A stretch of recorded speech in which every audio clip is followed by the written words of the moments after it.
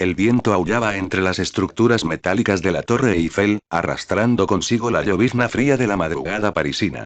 A más de 300 metros de altura, donde la ciudad se reducía a un manto de luces titilantes, una figura solitaria permanecía inmóvil, observando el abismo. A su lado, levitando apenas unos centímetros por encima de la baranda de hierro, una pequeña criatura de un tono morado claro lo observaba con ojos enormes y brillantes. La criatura, un kwami, irradiaba una luz tenue que apenas lograba iluminar el rostro severo del hombre. ¿Estás completamente seguro de esto? Preguntó la criatura, su vocecita aguda resonando extrañamente clara a pesar del viento. Lo que te propones hacer, alterará el equilibrio de forma irreversible. El hombre no respondió de inmediato. Sus manos, enguantadas en cuero oscuro, sostenían un pequeño relicario. Lo abrió con un movimiento seco. En su interior, la fotografía de una mujer rubia de sonrisa amable parecía brillar con vida propia, contrastando dolorosamente con la oscuridad que los rodeaba. Su dedo pulgar acarició el cristal, para luego pasar a la imagen contigua. Una joven de cabello oscuro como la noche y ojos de un azul penetrante, idénticos a los suyos, pero con una expresión tan distante y fría que le helaba la sangre. Ella me asusta, murmuró el hombre, su voz era un eco áspero, casi un susurro. Su actitud, su perfección milimétrica, es como mirarme en un espejo roto. El kwami ladeó la cabeza. Es tu hija. Ha sido criada a tu imagen y semejanza. ¿Acaso no es lo que querías? No. El grito se ahogó en la tormenta. Lo que yo quería, lo que ella necesitaba, era una madre. Alguien que compensara este vacío, esta frialdad que adquiría al trepar por esta asquerosa sociedad para darles un imperio. Emilie tenía esa empatía. Pero se fue.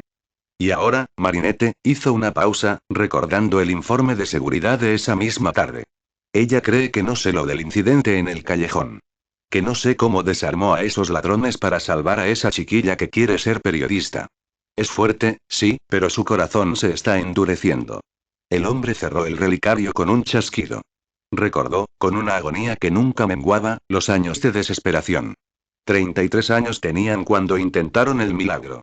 La condición genética de Emilie, ser gemela, los tratamientos poco ortodoxos y, finalmente, el uso de aquel objeto arcano y dañado para forzar la creación de la vida. El precio de ese milagro apresurado fue la vida de su esposa. El kwami lo miró fijamente, sus ojos oscuros insondables. ¿Y la culpas? Preguntó la criatura suavemente. ¿Culpas a la niña por la muerte de tu esposa? La reacción fue instantánea.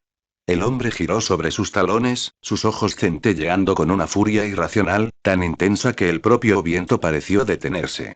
Puedes ser una deidad, no oró o siseó el hombre, su voz cargada de un terror oscuro y primitivo, pero no te atrevas a escupir semejante mierda sobre mi hija. Marinette es la única luz que me queda, aunque yo sea la sombra que la asfixia. Noro no retrocedió. Por el contrario, una pequeña, casi imperceptible sonrisa compasiva asomó en su rostro. No lo juzgaba, solo medía la profundidad de su dolor. El hombre suspiró, la ira disolviéndose en un abismo de agotamiento. Sabía que lo que estaba a punto de hacer era atroz. Convertir a ciudadanos inocentes en monstruos, sembrar el terror en la ciudad que amaba, todo para encontrar a los portadores de la creación y la destrucción y alterar la realidad misma. Si tengo que pagar con mi vida, que así sea, sentenció el hombre, mirando hacia el horizonte donde el sol pronto comenzaría a despuntar. Si mi alma es el precio para que Emilie regrese y para que Marinette tenga una madre que le enseñe a ser humana otra vez, lo pagaré con gusto. Ajustó el broche plateado en el cuello de su camisa. Noro, alas oscuras, Eleven. Una nube de mariposas púrpuras lo envolvió en un torbellino denso y silencioso. Cuando la nube se disipó, la figura del hombre había desaparecido, reemplazada por una silueta imponente, vestida en tonos morados y negros, un espectro de dolor y ambición que observaba París no como su hogar, sino como su tablero de ajedrez. El primer gran acto estaba a punto de comenzar. Y, en el fondo de su destrozado corazón, rezaba para que fuera el último. Cielito negro, el despertar de Marinette Agreste nunca era sutil. Era un proceso de reconstrucción. Esa mañana, la gélida luz de París se colaba por los ventanales de su enorme habitación, dibujando líneas afiladas sobre las sábanas de seda gris. Marinette abrió los ojos lentamente, sintiendo el pecho oprimido por un eco residual de la noche anterior. En su mente aún resonaba el crujido del fuego, el aleteo desesperado de unas alas invisibles y el calor sofocante de un generador industrial que se derretía ante su indecisión. Había sido un sueño, se decía a sí misma mientras se incorporaba, una pesadilla absurdamente vívida nacida del estrés de su primer día de clases. O quizás algo más. Un aviso de que la perfección que tanto le exigían no era más que un escudo de cristal templado, listo para estallar al menor impacto. Se frotó las sienes. Su cuerpo dolía, cansado por las horas de kickboxing y la tensión acumulada. Con la parsimonia de quien se prepara para una ejecución diaria, se vistió con un conjunto de alta costura negro y azul marino, se peinó sus dos coletas con precisión geométrica y bajó la gran escalinata de mármol.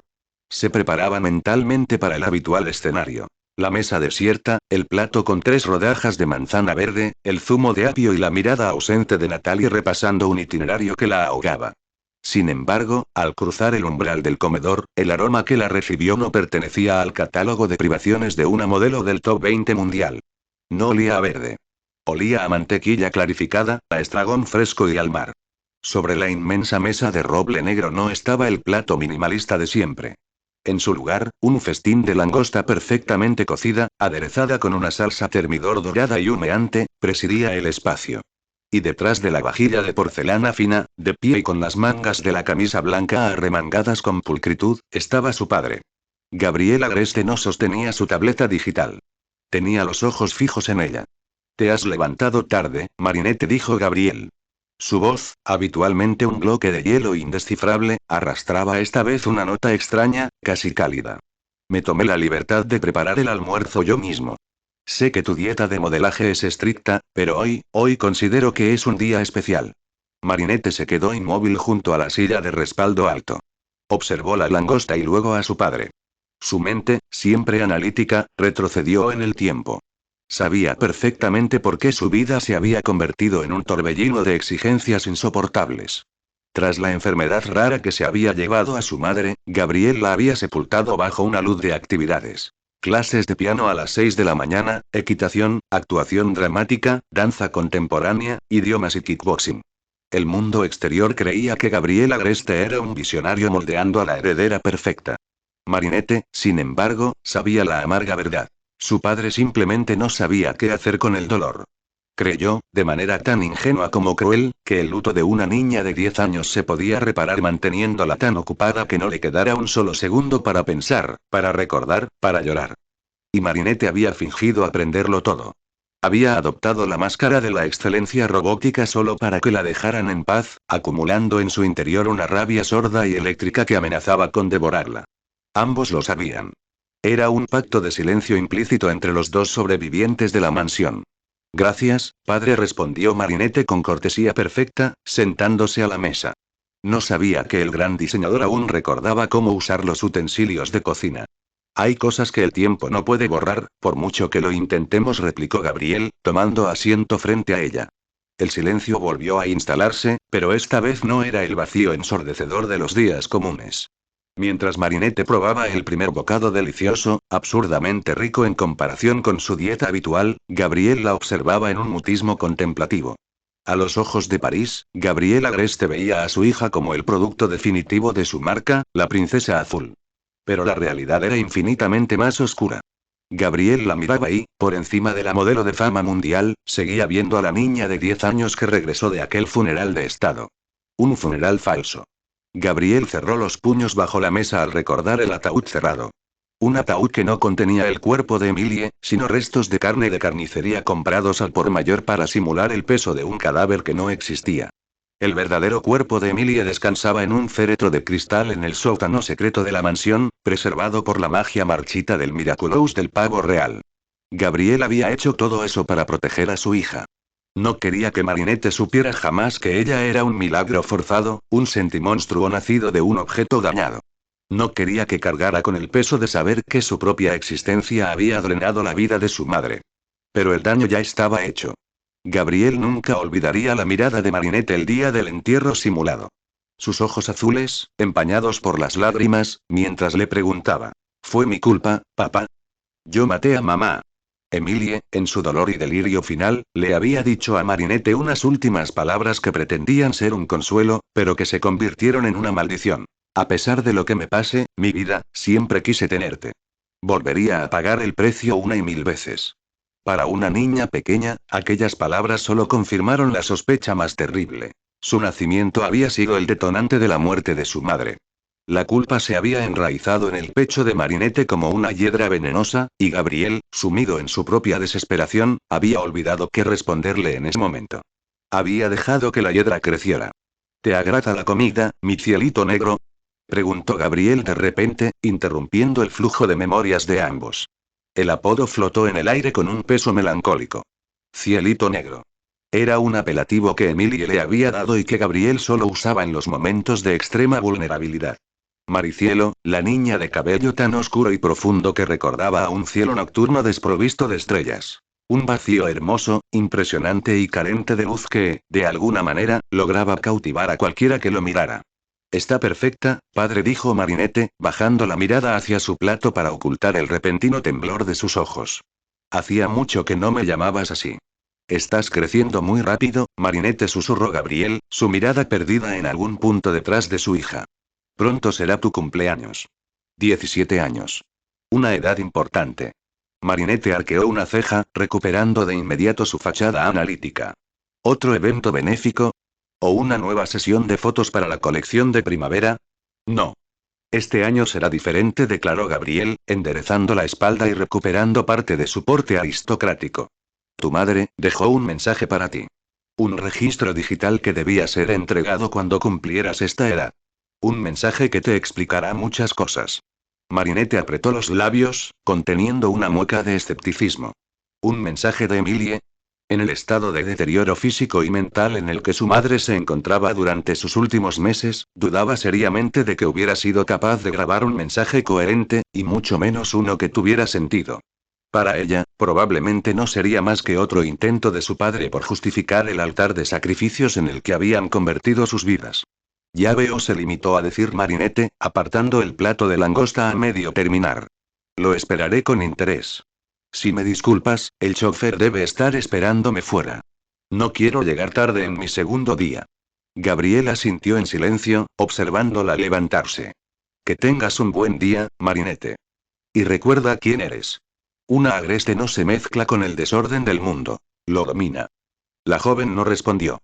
Se dio la vuelta y caminó hacia la salida con paso firme, sintiendo el peso de la mirada de su padre clavada en su nuca hasta que las enormes puertas dobles del comedor se cerraron tras ella. Una vez en el vestíbulo, Natalie le entregó su bolso de diseño con un frío asentimiento.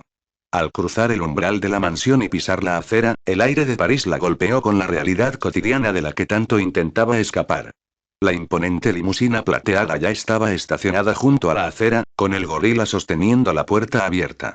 Marinette entró en el habitáculo de cuero y se dejó caer en los asientos traseros. En cuanto la puerta se cerró con un vacío hermético, aislando el ruido exterior, la máscara de la princesa azul se agrietó por completo. Marinette apoyó la cabeza contra el cristal de la ventanilla, apretando los dientes con una furia silenciosa y desbordante. Odiaba la culpa que sentía. Odiaba la langosta cocinada con amor fingido. Odiaba las mentiras que flotaban en el aire de su casa como motas de polvo en una habitación cerrada. Odiaba tener que pretender que era un maniquí perfecto cuando sentía que por dentro se estaba desmoronando. En ese momento, su actitud era letal. Si alguien se hubiera atrevido a mirarla a través de los cristales tintados de la limusina, habría visto a una joven con una expresión tan gélida y despiadada que parecía dispuesta a arrasar con todo París con una sola mirada. El vehículo avanzó por las calles pavimentadas, cruzando el Sena hacia el Instituto Flanoise-Dupont. A medida que se acercaban, Marinette enderezó la espalda, respiró hondo y comenzó a reconstruir su armadura. El dolor se transformó en hielo. La culpa, en arrogancia respetuosa. Cuando la limusina se detuvo frente a la entrada del colegio y el gorila abrió la portezuela, la ira se había disipado de sus facciones, dejando únicamente a la inalcanzable, pulcra e intimidante Marinette agreste. La princesa azul bajó del auto, bajo la luz del día, lista para que el mundo volviera a postrarse ante sus pies. El vuelo del abismo París se extendía bajo el cielo de la tarde como un laberinto de zinc, piedra y asfalto. Las nubes, densas y cargadas de una electricidad invisible, parecían rozar las agujas de las iglesias góticas y las chimeneas de ladrillo. No llovía aún, pero el aire pesaba, saturado por una tensión que erizaba la piel de los pocos transeúntes que apresuraban el paso. Desde un punto ciego en la penumbra de la cúpula de un antiguo observatorio abandonado, una mano enguantada en un tejido oscuro y refinado se alzó con lentitud hacia la única rendija de luz que cruzaba el espacio. Entre los dedos largos y pálidos de Gabriel Agreste, ahora revestidos por la fría sobriedad de Augmont, una mariposa de color blanco puro aleteaba con suavidad. Su fragilidad contrastaba drásticamente con la inmensa rabia silenciosa que latía en el pecho del hombre. Nutre tu alma con mi desesperación, pequeña, susurró, su voz resonando como el crujido de hojas secas en el vacío del observatorio. Sé mis ojos en el fango de este mundo. Encuentra a aquellos cuyo dolor clame por una salida.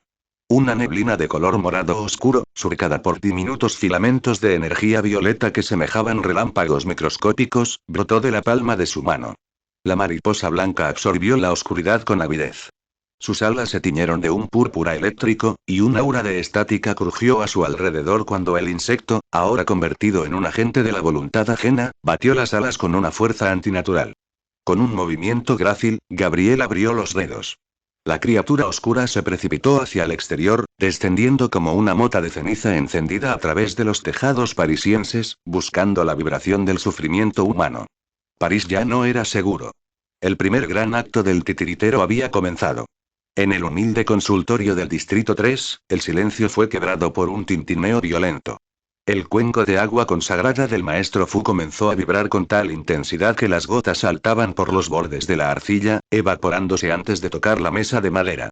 Fu, que se encontraba preparando una infusión de ginseng, dejó caer la taza de cerámica. El impacto del barro contra el suelo pareció un trueno en el pequeño apartamento. No, jadeó el anciano, llevándose una mano al pecho mientras sus rodillas cedían. White sacudió a su lado de inmediato, su pequeño rostro verde desencajado por el pánico. Intentó sostener el hombro de su portador, pero la vibración de la energía oscura del Miraculous de la mariposa era tan densa que el propio Kwami se sentía físicamente enfermo. Maestro. Es él. Ha liberado una criatura corrupta, el pulso de la transmisión es demasiado fuerte. Debemos actuar ahora. Fu, con los ojos inyectados en sangre y la respiración sibilante, gateó penosamente hacia el fonógrafo que ocultaba la caja de los Miraculous. Su mano, deformada por los años y el peso de una responsabilidad que lo había consumido por dentro durante más de un siglo, arañó la madera. White consiguió articular, con la garganta seca. Debo transformarme. Trae mi joya. Trae el caparazón. No. La voz de White no fue un ruego. Fue una orden absoluta, cargada de una firmeza ancestral que no pertenecía a su apariencia pequeña. No te lo permitiré, Fu. Tu cuerpo no lo soportará. Es mi deber como guardián. Rugió Fu, intentando forzar el pestillo del compartimento secreto mientras un sudor frío le empapaba la frente. París está en peligro. Si no lo detengo yo, de repente, una fuerza invisible pero implacable rodeó el cuerpo del anciano. Las luces de las velas parpadearon y se apagaron de golpe, dejando el santuario en una penumbra sepulcral. White flotó directamente frente al rostro de Fu. El Kwami ya no lucía como la criatura sumisa e infantil de siempre. Sus ojos brillaban con una luz dorada y mística, la marca de las leyes primordiales de la magia. Los Kwamis no somos herramientas de suicidio, Fu sentenció White, y su voz resonó con el eco de trillones de años de existencia. Cuando un guardián alcanza el invierno de su vida, su energía vital se debilita. El Miraculous es un canalizador de infinito. Intentar canalizar el infinito a través de un cuerpo desgastado solo destruirá el recipiente. Mi poder está sellado para ti. No te dejaré morir. White, por favor, suplicó el anciano, sintiendo cómo sus propios músculos se negaban a responder. Incluso si abrieras la caja, las joyas de la creación y la destrucción no se manifestarán para ti, continuó el Kwami, bajando lentamente la mirada, su brillo místico atenuándose hasta convertirse de nuevo en tristeza. El sistema de defensa ancestral lo impide. Los mayores poderes se bloquean ante un guardián que ya no puede sostenerlos. Es la ley de la orden. Lo sabes bien. Fu dejó caer la cabeza contra el suelo de madera, derrotado. El llanto silencioso de la impotencia empapó sus mejillas. Aquellas palabras lo arrojaron de golpe a un abismo de recuerdos que había intentado sepultar durante décadas. Recordó el día en que, siendo apenas un niño asustado y hambriento en el templo del Tíbet, vio a su propio maestro debilitarse. Recordó cómo los Kwamis del templo se negaron a prestar su poder a los monjes ancianos cuando el incendio comenzó a devorar los pergaminos sagrados. En aquel entonces, Fu había creído que era una traición de los espíritus. No entendía que los Kwamis, en su inmensa y a veces cruel sabiduría, preferían preservar la vida de sus guardianes limitando sus poderes antes que permitir que se desintegraran por el esfuerzo mágico. Ahora, él era el anciano. Él era el eslabón débil de la cadena. París estaba a punto de arder bajo el influjo del dolor del portador de la mariposa, y el guardián de la caja de los Miraculous no era más que un viejo inútil que apenas podía sostener una taza de té. He sido tan arrogante, susurró Zhu, su voz perdiéndose en las sombras de la habitación. Creí que tenía tiempo. Creí que las ilusiones los prepararían, pero fallaron, Waits. Ambos fallaron de la forma más espantosa. Adrien no puede destruir cuando es necesario salvar. Marinette no puede crear si se aferra a la perfección de su orden. ¿Cómo voy a entregarles el destino del mundo a dos niños rotos? Waits voló suavemente hasta posarse sobre la frente del anciano, transmitiéndole una sutil calidez mágica para calmar el dolor de su pecho. No les vas a entregar el poder para que sean perfectos, Fu dijo el Kwami con ternura. Se los vas a entregar porque no tienes otra opción. El hilo de plata y azul ya está tensado. Ellos aprenderán, o París caerá con ellos. Pero tu tiempo como guerrero ha terminado. Es hora de dejar que las deidades jueguen su partida. Fu cerró los ojos, sintiendo a la distancia el aleteo metálico de la mariposa púrpura cruzando la ciudad. El abismo lo observaba de vuelta, y la única respuesta que le quedaba al guardián era confiar en las dos almas que el destino, por encima de sus propios miedos, ya había reclamado. París no comenzó a arder con un estallido, sino con un silencio absoluto. La mariposa corrupta de Augmod no buscó a un monstruo de cuentos de hadas. Buscó la réplica exacta de la miseria humana. Encontró su nido en el pecho de un hombre que se ahogaba en el rencor. El cómplice del asaltante que Marinette Agreste había humillado y desarmado la tarde anterior. Un hombre marcado por la derrota, la humillación y el deseo de arrancar el brillo de aquellos que lo miraban desde la cima de la pirámide social. La energía púrpura lo transformó en el mimo del callejón, una entidad de gesticulaciones letales que caminaba entre la multitud sin emitir un solo sonido. El aire a su alrededor se distorsionaba, creando objetos invisibles pero devastadoramente reales a través de su pura fuerza de voluntad corrupta. Marinette se encontraba a pocas calles del instituto, habiendo ordenado a su chofer que detuviera la limusina bajo el pretexto de querer caminar los últimos metros. En realidad, solo quería alejarse del olor a cuero y mentiras de su transporte. Alia Cesaire caminaba unos pasos más atrás, fingiendo mirar su teléfono pero manteniendo un ojo analítico sobre la princesa azul. Entonces, el caos estalló. El aire se rasgó con un zumbido sordo. De la nada, una barricada invisible de pura presión aplastó un automóvil estacionado, haciéndolo estallar en llamas. La gente comenzó a correr, presa del pánico. El mimo avanzaba con paso lento, su rostro pintado de un blanco cadavérico y sus ojos fijos en la silueta de Marinette Agreste. La reconoció al instante. Ella era la heredera del imperio que vestía a los mismos que lo pisoteaban a diario. ¡Corran! Por aquí. Gritó Marinette, perdiendo por completo su compostura de modelo. Su entrenamiento en kickboxing se activó en una fracción de segundo. Agarró a Alia del brazo y la empujó hacia un portal de piedra seguro, mientras cubría la retirada de un grupo de estudiantes de primer año que lloraban aterrorizados. Pero al asegurarse de que la última niña estuviera a salvo, Marinette quedó acorralada contra un muro. Frente a ella, a menos de 10 metros, el mimo se detuvo. Sus facciones pintadas se curvaron en una sonrisa sádica. Alzó la mano derecha y cerró el puño, dejando únicamente el dedo índice y el pulgar extendidos. Un arma invisible. Una bala de aire a presión ultrasónica apuntada directamente a su corazón. A varios kilómetros de allí, en la gélida cúpula de su observatorio, el corazón de Gabriel Agreste se detuvo. A través del enlace empático con su Akuma, Augmot estaba viendo exactamente lo mismo que el mimo. Veía a su propia hija, su cielito negro, acorralada y a un segundo de la muerte. Gabriel sabía perfectamente que, una vez que el Akuma fuera separado del huésped, el portador perdería la memoria de sus actos. El mimo no recordaría haber matado a Marinette. Pero Gabriel se negó a correr el riesgo. No iba a permitir que ni un rasguño manchara a su hija, ni iba a dejar evidencia alguna de su conexión con el ataque. El pánico de un padre se impuso a la furia del villano. «Detente». Rugió la voz de Augmot en la mente del mimo, una orden tan cargada de poder oscuro que obligó al villano a congelar su dedo en el gatillo invisible. «Esa niña no. Déjala ir». El mimo dudó, su odio luchando contra el control mental. Ella me humilló, eres un idiota sin visión.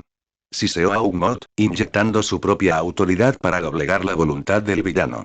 Inventó la excusa más frívola y mundana posible para desviar la atención, usando el mismo imperio que había construido como escudo. Esa es la princesa azul.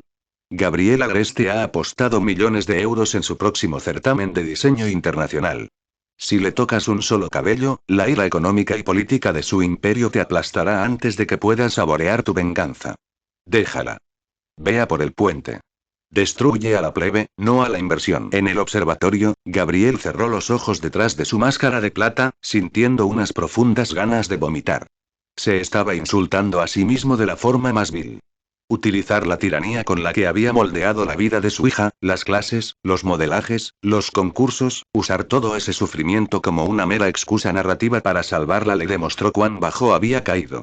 Era un monstruo que protegía a su tesoro tratándolo como un objeto frente a sus mercenarios. Pero funcionó. El mimo, intimidado por la lógica retorcida de su amo, bajó la mano. Desvió la mirada de Marinette y, con un movimiento brutal de sus brazos, creó una onda expansiva que hizo estallar la fachada de un edificio cercano. El estruendo fue ensordecedor. Una nube de polvo y escombros cubrió la calle por completo, sumiendo la zona en el caos y el humo.